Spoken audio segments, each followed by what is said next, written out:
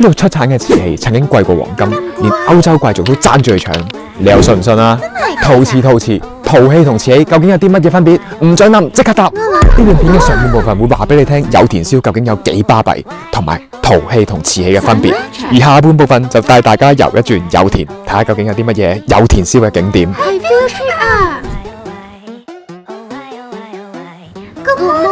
各位同學，大家好，歡迎嚟到有田燒特急速成雞精班，我係你嘅升級導師哈利。先拋條問題俾大家，究竟有田係日本 A 陶瓷、B 陶器、C 瓷器嘅發源地？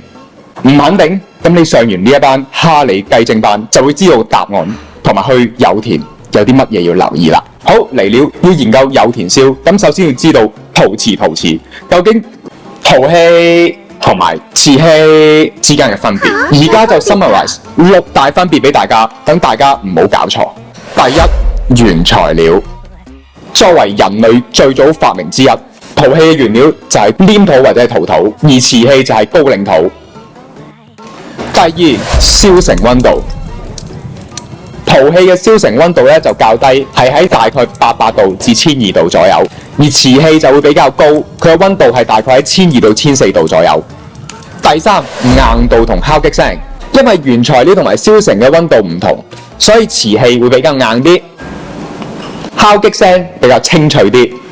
第四，光澤，陶器咧就比較暗沉，而瓷器咧就較有光澤，有半透明嘅特色。第五，吸水率，陶器咧嘅結構就比較鬆散，氣孔多，所以吸水力咧就高啲。相反，瓷器就唔會吸水嘅。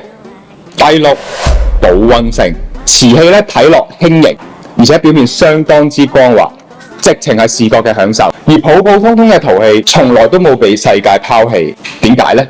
嗱，正因為頭先提及過，陶器個氣孔比較多，佢個隔熱性能高，所以佢保溫性咧做得相當之好。所以即使熄咗火之後，個氣味依然可以令到食物保溫，令到食物依然可以鎖住啲熱度。咁有田燒究竟係陶器定瓷器呢？點解佢嘅朵出名到連歐洲貴族都爭住去搶，甚至貴過黃金？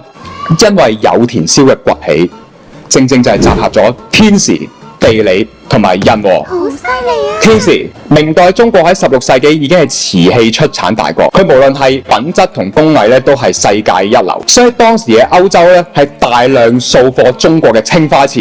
但去到17世紀明末清初之際咧，產業龍頭中國就陷入咗內戰，出產唔到瓷器。咁有咗瓷器上癮症候群嘅歐洲貴族，咁點算好呢？嗱，8年難得嘅機會嚟啦，有田。地利，整瓷器最需要係咩啊？佢係原料啦，正正就喺17世紀喺有田嘅全山發現咗白瓷礦。另外，有田靠近伊萬里港，咁喺大航海時代就有助將有田燒出口到世界各地。需求嘅機遇有啦，原材料都有啦，而家爭個出色嘅廚師，所以就要講人和啦。相比起識得做瓷器嘅朝鮮同埋出口大國明代嘅中國，日本喺做瓷器方面暫時都係 Lulu 級。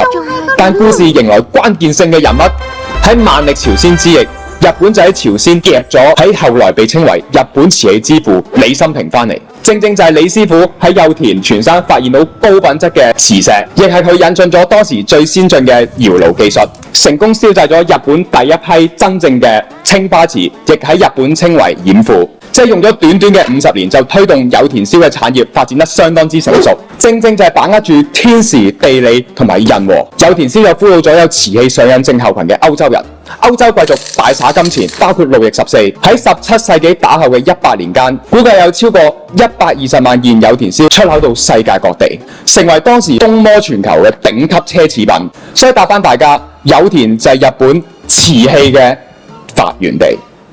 至於有田燒有啲乜嘢式樣，同埋有田有啲乜嘢關於瓷器嘅景點，一於交個時間俾喺有田定嘅外景同事。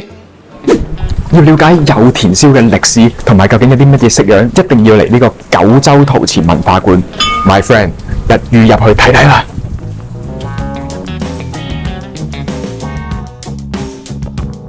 嗱，有田燒主要分3大嘅式樣，首先第一個式樣咧就係叫做古伊萬里式樣，而第二個咧就係叫做始由衛門式樣，而第三個咧就係窩島繁瑤式樣。咁一於交俾喺橋嘅同事去介紹下究竟乜嘢係古伊萬里式樣先。第第一種式樣就叫古伊萬里式樣，係借鏡中國嘅青花。而呢種手藝喺日本就叫做染富，而喺青花或者富染嘅基礎上，再加上啲金粉咧，我哋就會叫做金蘭手啦。住屋翻嚟文化館啦，而第二個式樣咧就叫做似有為門式樣。佢個特徵就係佢嗰個瓷身係呈乳白色嘅。最初佢嘅彩繪係受到中國文化影響，會有啲石獅子同埋一啲牡丹喺上邊嘅。加入咗和式設計，就多咗蜂鳥花語嘅設計喺似有為門式樣入邊啦。而第三個式樣就係窩島繁瑤式樣，佢就係整俾貴族甚至係天皇用嘅啫，所以佢嘅技術一定係掂呱呱嘅，兼且佢係唔會對外貿易嘅，所以淨係 keep 喺日本本土先會見到㗎。佢以青花作為基礎，喺上面加上紅色、綠色同藍色嘅一個工藝嚟嘅，係被公認日本彩繪瓷器嘅殿堂級工藝。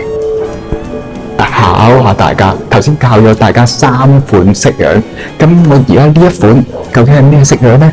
呈乳白色嘅喎，俾3秒時間，3、2、1，心水清嘅同學就知道呢一款係似有為門式樣。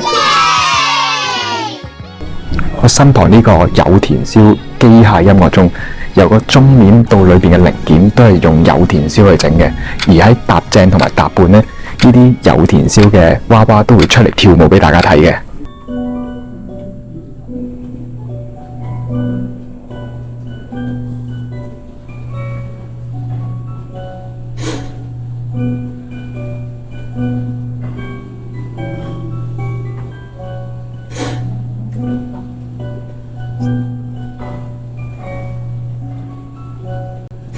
文化館裏面有間 cafe， 我哋點咗個檸檬蛋糕試下，係好味嘅。哇，佢質地好厚實，檸檬減輕咗蛋糕嘅甜膩感，面頭仲有新鮮嘅檸檬，係浸過糖水嘅，佢唔酸，佢甘甘甜甜咁，好清新啊！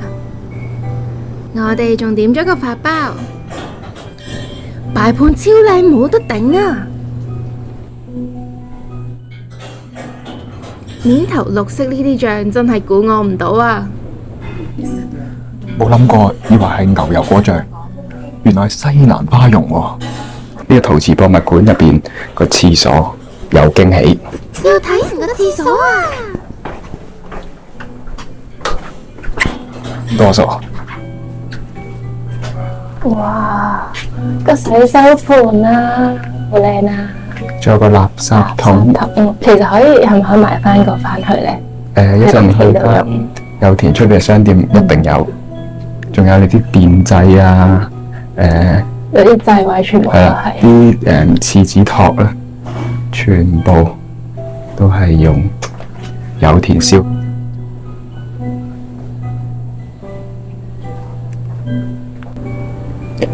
喺1630年喺有田發現到呢啲磁石，而就係呢啲磁石就造就咗今日鼎鼎大名嘅有田燒。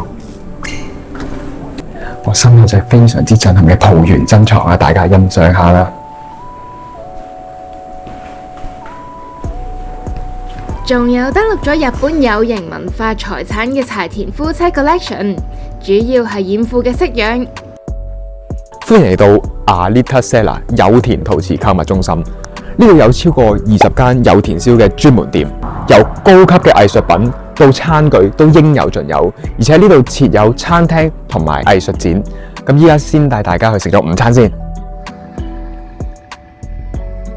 嚟到呢一間赤繪，我哋嗌咗左漢燒牛肉定食，同埋嗌咗左漢牛蕎麥麵，一於起筷。嗱，左漢牛點啲燒汁，一嚿牛，一啖飯 ，balance 做得相當之好，冇得頂。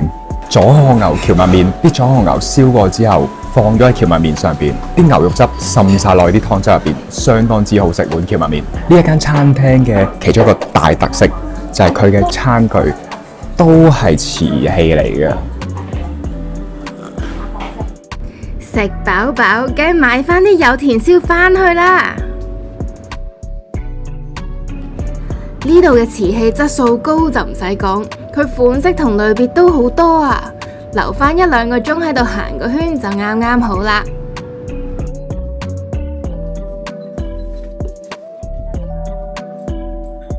喺 Alita Sella 15分鐘步程就嚟到幸樂窯，係一間有田老字號嘅窯場。呢度有個非常之出名嘅活動叫 Treasure Hunting， 所有嘅瓷器都可以飲拎，只要塞得晒入個籃度。限時90分鐘，佢有2個 package 嘅，6600 yen 就可以攞一啲簡單嘅 pattern， 而13200 yen 咧就係攞一啲再靚啲、複雜啲嘅花紋嘅款嘅。不過大家要注意啦，一個籃最多係同時俾2個大人同埋2個小朋友共用嘅啫。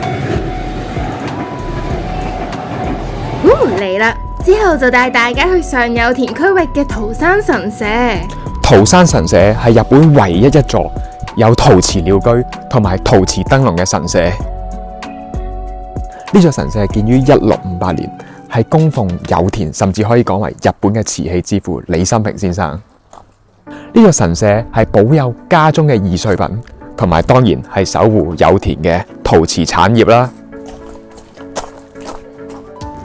我哋近距離其實都見到陶瓷鳥居身上有啲裂痕，呢啲係佢經歷過颱風同埋地震嘅痕跡。到而家呢座陶瓷鳥居都依然屹立不倒。喺桃山神社沿路落返山，就會嚟到有田燒商店街。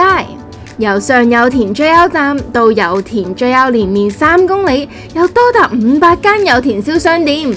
無論係新派 design、傳統式樣，甚至係陶祖李新平先生嘅手窯，你都可以喺度揾到啊！等哈利同貝貝同大家行返個圈先。如果大家喺4月29號到5月5號日本黃金周假期嚟到有田嘅話，你好彩啦！因為呢條商店街正舉行緊有田陶器市，係日本規模最大嘅陶器市集，係可以以優惠嘅價錢買到高品質嘅陶器。1896年，為咗出清庫存品同埋只有陶匠工藝先睇得到嘅微細瑕疵品，舉辦嘅清倉特賣，佢進展到而家今日嘅模樣，已經搞咗121屆啦。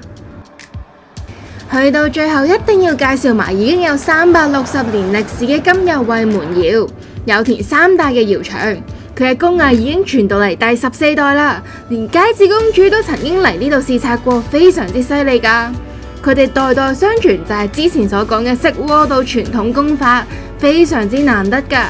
佢哋嘅有田燒堪稱藝術品，大家可以去佢個 showroom 度睇睇，記住留意埋個價錢。行前2步就可以睇埋佢哋嘅美術館，極之罕見而珍貴嘅色鍋到式樣喺入邊，簡直係視覺方體啊！入邊係唔俾影相嘅，所以有興趣嘅朋友可以自己嚟享受下㗎。咁好啦，如果中意我哋呢條片嘅朋友，請記得 comment、like 同 subscribe，繼續留意我哋下個旅程啦。